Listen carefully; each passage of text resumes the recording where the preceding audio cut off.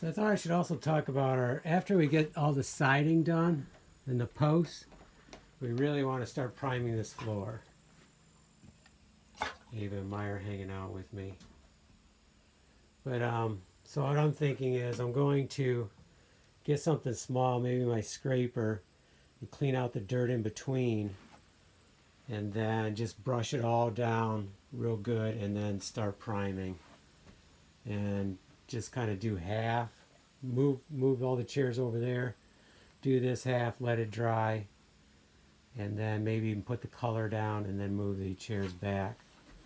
And maybe even give these a coat too while we're at it. I did a couple years ago and they were looking really good, but then they were outside the whole year round, so they took a beating.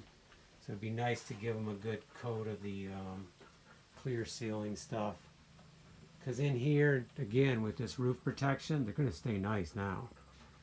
So I think now's a good time to do it. So, okay, you two ready to go in?